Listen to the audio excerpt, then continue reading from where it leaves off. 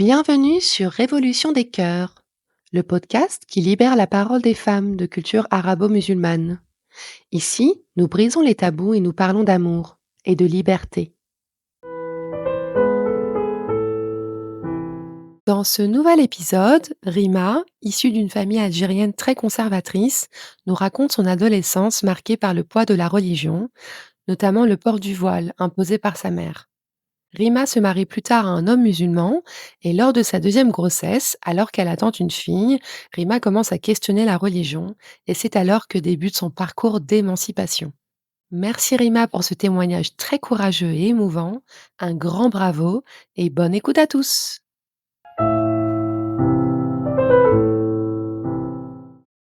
Je m'appelle Rima, j'ai 30 ans, je suis née en Algérie. Je suis arrivée en France à l'âge de 8 ans. Je suis issue d'une famille, très conservatrice et je suis, l'aînée, d'une grande fratrie. Mes parents, nous inculquaient la religion, depuis le jeune âge. Il fallait apprendre le Coran par cœur, on devait aller, aux cours islamiques, aux cours d'arabe et heu je n'avais pas le droit, d'aller, aux cours de natation, par exemple, au collège.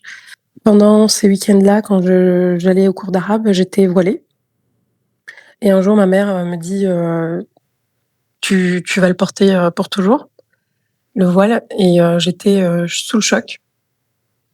Je savais pas quoi faire, je n'arrivais pas à dire non, j'arrivais pas à me rebeller. J'ai juste demandé, à ne pas le mettre, pour aller au collège. J'arrivais pas à le mettre devant, mes copains, mes copines, au collège. Du jour au lendemain, venir avec ce tissu. Mon ego était touché, j'arrivais pas à le montrer face aux autres. Après les années de collège, je suis partie, dans un lycée, musulman où j'ai pu porter, mon voile, du coup tous les jours. J'étais qu'avec des filles voilées, avec des garçons, musulmans, donc on était dans un milieu communautaire, donc je me fondais dans la masse. Je pratiquais plus ou moins, bien la religion. Le seul gros péché que je faisais, c'était, de sortir avec un garçon à l'âge de 18 ans, même si, cette fréquentation, avait pour but de le mariage. Mais, quand mes parents l'ont découvert, c'était vraiment la fin du monde pour eux. C'était très grave de fréquenter un garçon, même si c'était pour un mariage. Donc, ils ont vite voulu officialiser les choses. Donc on a dû faire le halal, donc le mariage religieux, à mes 18 ans. Finalement, ce mariage religieux n'a pas abouti, à un mariage, un vrai mariage. Heu, que j'ai découvert que voilà, cet homme-là n'était pas fait pour moi et puis, c'était que le début de ma vie, relationnelle, amoureuse. J'arrivais à la fac, j'ai rencontré d'autres personnes. Mais à cause de cette pression, religieuse et familiale, j'ai dû faire un mariage religieux à 18 ans. Alors que, j'étais pas prête. Mais vu que les relations hors mariage, sont haram, sont interdites, alors on est toujours obligé d'avoir une relation et puis tout de suite penser au mariage. On peut pas prendre, notre temps. En plus de ça, on a plein d'interdictions en tant que femme. Je ne pouvais pas voyager seule, je pouvais pas faire ce que je voulais. Je devais toujours négocier juste pour faire un shopping entre copines. Je n'avais pas le droit, par exemple, de faire des voyages scolaires, des sorties scolaires, je ne pouvais pas parler aux garçons, je me sentais, vraiment étouffée donc pour moi, le mariage, c'était comme une sorte de liberté. Je me suis quand même mariée à ma vingtaine, donc j'avais, 23 ans. C'était un mariage, religieux. Après une muqabala. Une muqabala, c'est une rencontre entre un homme et une femme qui ne se connaissent pas et qui se présentent pour un futur projet de mariage avec, l'entourage, avec la famille. Qu'avec cet homme-là, avec qui j'ai fait cette muqabala, quelques mois plus tard, on s'est mariés. Alors on s'est mariés avec amour. Vraiment, c'était un coup de foudre, j'ai eu une chance énorme en fait d'être tombée avec un homme, que j'aime toujours. Je me suis rendu compte avec le temps qu'on a pris un énorme risque de se marier aussi vite et avec cette façon-là, sans même nous connaître nos défauts, nos qualités, vraiment, de cohabiter ensemble. Vraiment, c'est un énorme risque et que maintenant je ne conseille à personne. Même en étant musulmane, je le conseillais pas, en fait. Je conseillais pas ce genre de muqabala parce que c'est vraiment risqué. On peut tomber sur une personne qui ne nous correspond pas. Mais à ce moment-là, quand j'ai fait cette muqabala, pour moi, j'étais convaincue que Dieu allait bénir, en fait, cette relation. Vu que je faisais les choses dans les règles, en suivant, les règles du prophète et de la religion, pour moi, forcément, ma relation était bénie et que quiconque ferait la même chose, ça serait béni. J'étais complètement, dans un monde de bisounours. Et dans le déni, en fait, je me suis rendu compte avec le temps que non, c'était pas possible pour tout le monde. J'ai eu une chance de tomber vraiment avec mon âme sœur, mais tout le monde n'a pas cette chance-là. Déjà, en étant musulmane, je commence à me rendre compte de ça. Pour ma dot, dans le mariage, on demande, la mariée a le droit de demander comme un cadeau, un grand cadeau. C'est une dot, et j'avais demandé un pèlerinage, chose qu'on a faite après quelques années de mariage. Heu, Pendant ce voyage, j'étais, mitigée. Il y a des lieux où je me sentais bien et d'autres lieux, moins. Surtout des lieux comme, la Mecque, vraiment où c'est le lieu de pèlerinage et j'étais, déroutée, en fait, parce que je ressentais pas ce bonheur qui me remplissait, que tout le monde en parlait, enfin, j'arrivais pas. Je me disais: «Il y a quelque chose qui cloche en moi». C'est je me remettais en question. Je me disais, «C'est moi qui fais mal les choses. Peut-être que je suis pas honnête dans ma pratique religieuse. Y a je suis pas à fond dedans». Donc je me remettais en question et après le pèlerinage, je suis rentrée à la maison et après le pèlerinage, en fait, tous nos péchés sont effacés. Et je voulais continuer en fait dans cette lancée-là, à pratiquer ma religion correctement. J'ai arrêté d'écouter la musique, j'ai commencé à mettre des jupes pour progressivement mettre des abayas et de mettre le voile légiféré, le vrai voile, pas un pantalon, tunique, voilà, tout en étant belle, maquillée, tout ça. Donc tout ça, je voulais arrêter. Je voulais réellement adorer Dieu comme il fallait pour pouvoir revenir, refaire un pèlerinage correctement et ressentir cette spiritualité, ressentir, tout ce qu'on doit ressentir. J'étais vraiment à ce moment-là, j'étais connectée à mes émotions et je voulais ressentir ce que les gens disaient. Je voulais ça. Je voulais pleurer en voyant la Mecque, je voulais la Kaaba, donc et ça, je l'ai pas ressenti, donc je voulais faire les choses correctement et repartir une autre fois. Je suis tombée enceinte, de ma fille, qui était mon deuxième bébé et à ce moment-là, j'ai pas trop accepté, en fait. C'est une grossesse que j'ai eu mal à accepter parce que c'était une fille. Je ne comprenais pas pourquoi. C'était vraiment difficile pour moi d'accepter ça. Comme si, en fait, mes peurs sont remontées. Je me suis dit: «Mais comment je vais éduquer cette fille?» Et j'ai eu peur. Et nous avons eu une petite, un dégât en fait à la maison et tout mon entourage, dont mes parents qui sont très croyants du mauvais œil, me disaient: «Oui, c'est un mauvais œil, il faut mettre du Coran à la maison, voilà, pour bénir un peu votre maison», tout ça. Et en fait, c'est la première fois où je me disais: «Mais non, c'est pas le mauvais œil en fait. C'est pas le mauvais œil, c'est moi, encore une fois, qui fais mal les choses. C'est moi qui a pas accepté mon destin, le fait d'avoir une fille. Donc Dieu est en train de me punir. Dieu est en train de me dire: "Bah non, remets-toi sur le droit chemin"». Et je me suis remise dans le droit chemin. J'ai voulu en fait chercher, plus en détail ma religion. J'ai cherché plus en détail parce que je me suis dit: «C'est pas possible en fait de toujours remettre sur quelque chose de l'extérieur. Ça peut pas être le mauvais œil, ça peut pas être les djinns, par exemple, des entités invisibles ou des personnes qui me veulent du mal. En fait, je dois prendre mes responsabilités. C'est ma faute. C'est moi qui a pas accepté ça. Je me disais: «Pourquoi Dieu me donne une fille? C'est tellement une grosse épreuve pour moi, je comprends pas, je fais tout bien, pourquoi? Qu'est-ce qui se passe?»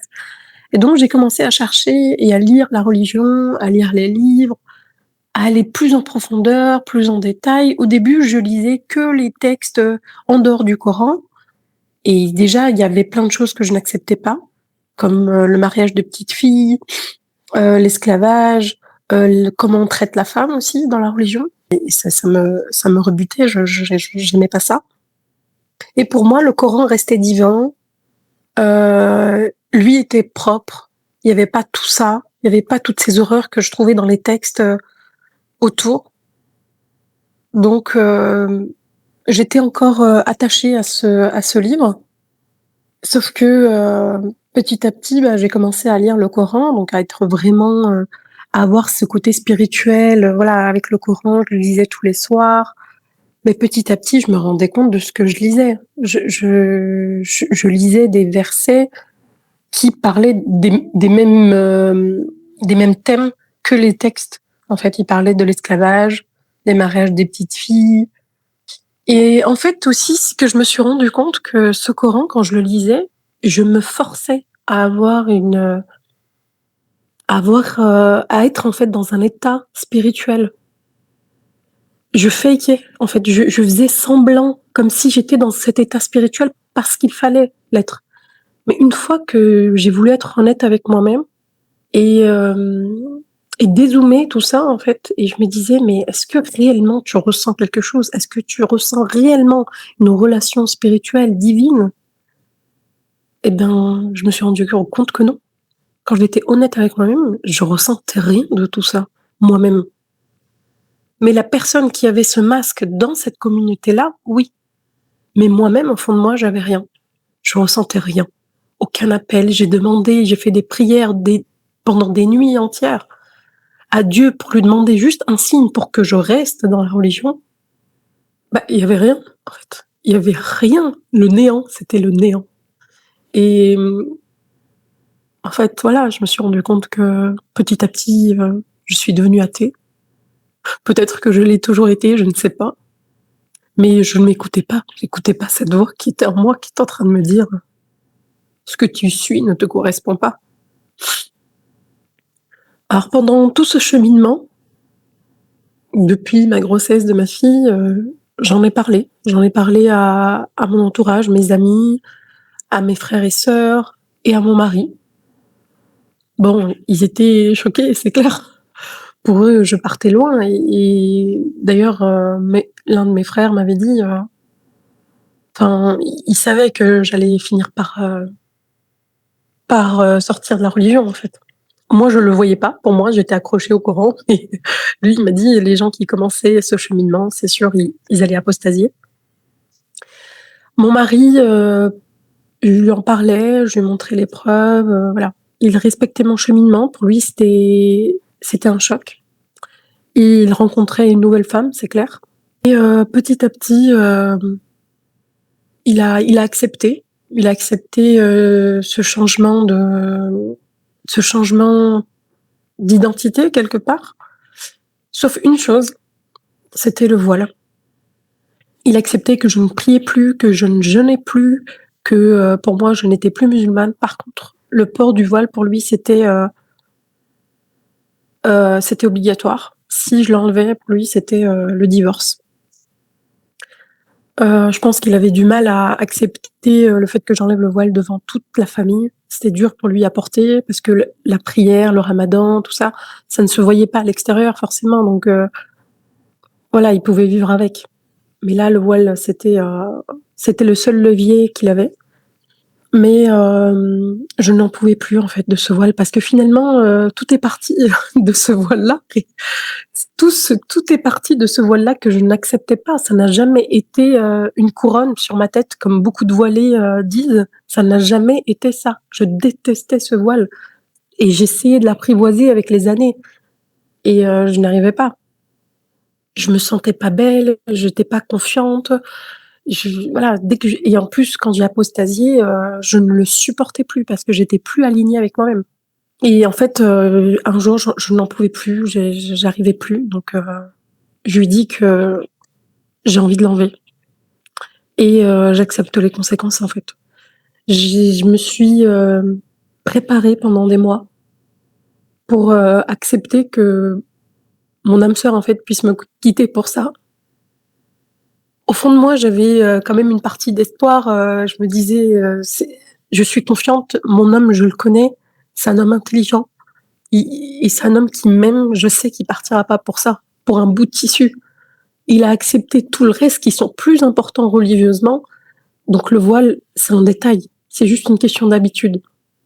Mais voilà, j'étais quand même prête à divorcer. S'il fallait passer par là, ben, je passe par là, mais ma liberté était plus importante. C'était devenu vraiment la valeur la plus importante pour moi et je devais faire ça pour ma fille, en fait. Je devais me battre et avoir ce courage pour ma fille, pour qu'elle, à son tour, ne laissera personne, en fait, décider pour elle, hem, lui interdire ou l'obliger à faire quoi que ce soit. Elle sera libre de ses choix et donc je lui ai imposé, ma volonté. Il était très en colère, il voulait divorcer, voilà, mais ça a duré que 2 jours, heureusement. Ça a duré que 2 jours parce que, je lui ai dit: «Ben, tu rendras des comptes à tes enfants, en fait, tout simplement. Tu rendras tes comptes à des enfants que tu as divorcé juste pour un tissu. Pas parce que, maman t'a trompé ou tu manqué de respect ou, tu trahi ou non, c'est, juste par rapport au voile». Alors pour lui, j'ai trahi quand même cet engagement. Pour lui, quand on s'est mariés, il y avait cet engagement du voile, alors que pour moi, il y avait aucun engagement. Je me suis jamais engagée, même envers moi-même, de garder ce voile et en fait, il faut accepter que les gens évoluent, tout simplement. Donc il a compris ça. Au début, c'était dur pour lui. Au début, pour lui, il faisait ça, pour les enfants. Hem, C'était difficile pour moi d'accepter ça, mais pour moi, au fond, il m'aimait et petit à petit, les choses se sont faites, en douceur. Donc j'ai fait la concession de le garder encore quelque temps avant de déménager. Pour lui, ça allait l'aider et j'ai accepté de faire cette concession pour l'aider lui, en fait. Il a fait beaucoup de pas envers moi. Il y avait que ce petit pas à faire pour faire des concessions et j'ai accepté. Faire le sacrifice de garder le voile toute ma vie, je ne l'acceptais pas, mais faire cette concession, oui. Donc j'ai attendu quelques mois, on a déménagé dans une autre région et on voit toujours notre entourage, nos amis, on revient dans notre ville d'origine très souvent et sans le voile et finalement, ça s'est très bien passé. Même avec ma belle-mère, avec ma belle famille, ils l'ont très vite accepté. Ça a demandé juste quelques petits questionnements, 1 journée et après, vraiment tout le monde est passé à autre chose. C'était, magique. Vraiment, j'étais choquée parce que même moi, j'avais beaucoup d'appréhension, j'avais peur de regarder des gens, de me voir du jour au lendemain sans le voile. Mais finalement, j'ai eu beaucoup de retours positifs de mon entourage, me dire surtout les hommes, que j'apprécie, qui sont voilà, mes beaux-frères, tout ça, ils m'ont dit: «Ah mais ça change tout, sans le voile». C'était vraiment des retours positifs et très bienveillants, en fait. À côté de cette positivité, à côté de tout ça, il y avait mes parents.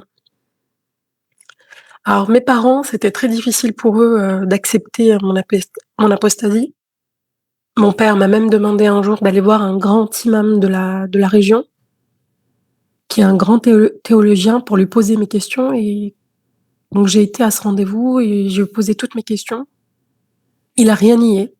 Pour lui, tout ce qui me rebutait dans la religion, oui, ça existait bel et bien dans cette religion et pour lui, il y avait rien de mal et je me disais: «Mais en fait, ça y est, je suis plus dans le même paradigme». Pour eux, c'est tout à fait normal parce ils y croient vraiment dur comme fer, sauf que moi, j'acceptais plus ça. Et voilà, pour moi, je n'étais plus dans cette communauté. Mon père, à ce moment-là, il me disait, «J'espère qu'on se retrouvera au paradis». C'était beau comme phrase. Il me jugeait plus, même si je pense qu'au fond de lui, c'est toujours difficile pour lui, mais son amour pour moi était plus fort. C'est cet amour inconditionnel que je recherchais et j'espérais avoir. Je l'ai eu par rapport à mon père, alors ma mère, c'était difficile pour elle. Elle acceptait un petit peu, puis après elle avait une période de déni, après c'est normal, c'est comme une phase de deuil, parce qu'il faisait vraiment le deuil de leur ancienne fille, en fait. La fille qui était parfaite, religieuse, qui avait fait les 5 piliers de la religion, dont le pèlerinage. La fille vraiment parfaite, qui leur disait oui pour tout, qui essayait toujours de les rassurer, toujours être bien, toujours être qui était là pour eux. Là, elle fait c'est comme une trahison pour eux. Je fais plus partie de cette communauté. Pour eux, c'était dur, donc il y avait des phases de déni, une phase de deuil. À un moment, même ma mère m'a dit: «Ma fille est morte». Mais elle acceptait encore, Un peu comme mon mari, tant que j'avais le voile.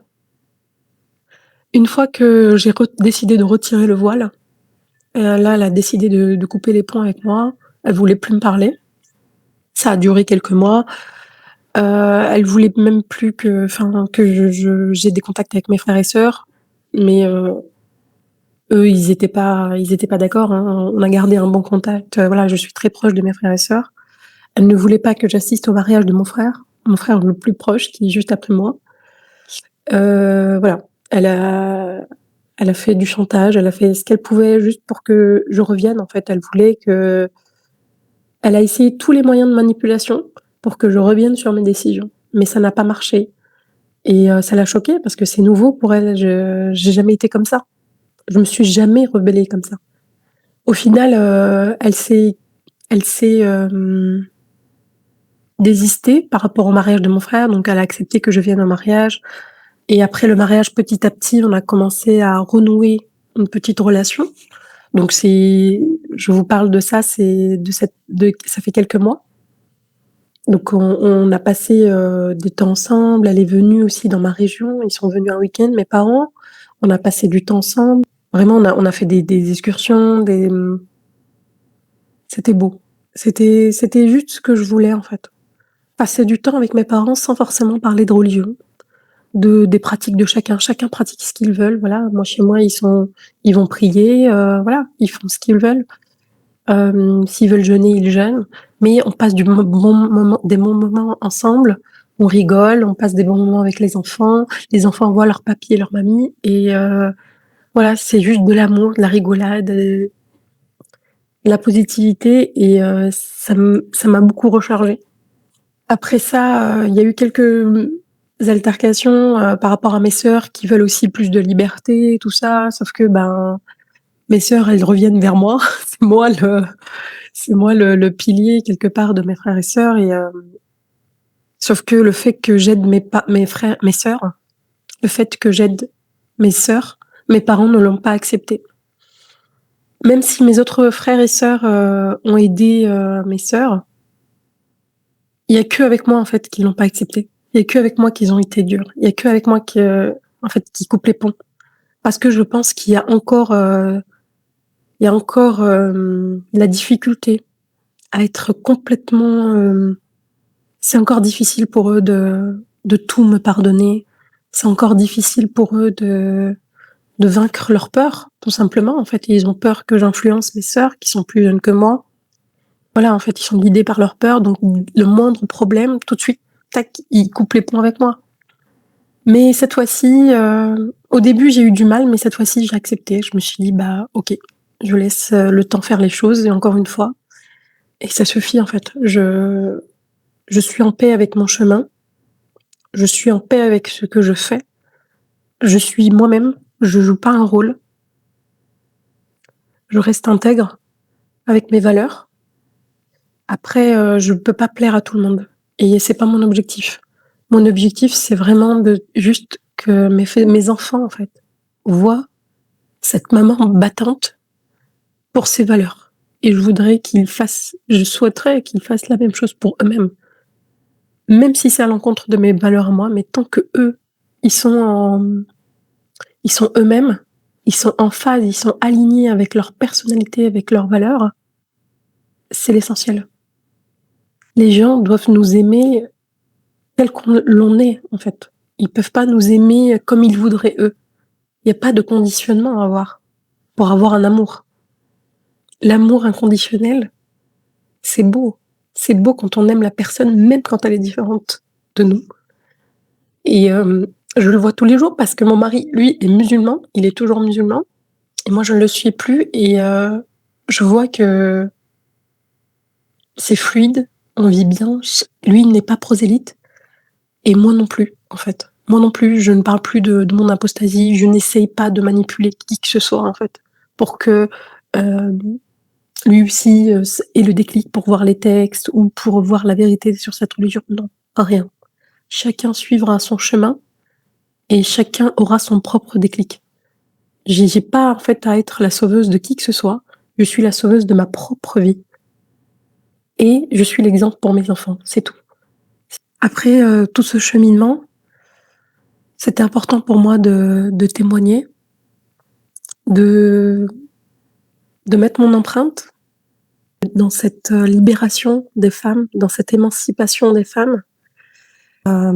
C'est pour ça que j'ai participé, au podcast, Révolution des cœurs qui permet aux femmes, de partager, leur expérience et qui permet aussi, à certaines femmes de s'en inspirer, de voir qu'il y a d'autres femmes qui ont fait ce chemin, qui demande énormément de courage, mais qui est beau, en fait. À la fin de ce chemin, il y a la lumière. Hem, il faut y croire. Il faut y croire et il faut être en paix aussi. Si on peut être en paix avec ce chemin, c'est beau. Je ne regrette rien. Je regrette rien sur ce chemin. Au contraire, j'en suis fière et je n'ai pas honte de dire que je suis fière, d'avoir eu ce courage, de l'avoir fait, même avec toutes les difficultés qu'il y a. Voilà, j'en suis fière et je porte beaucoup aussi d'amour parce qu'on parle toujours de l'extérieur, mais je porte beaucoup d'amour à cette femme que je suis, en fait. Je qu'est-ce qu'elle a pu accomplir dans ce cheminement? Il y a énormément d'amour là-dedans. L'amour, propre et c'est beau et il faut s'autoriser à l'avoir et à le ressentir.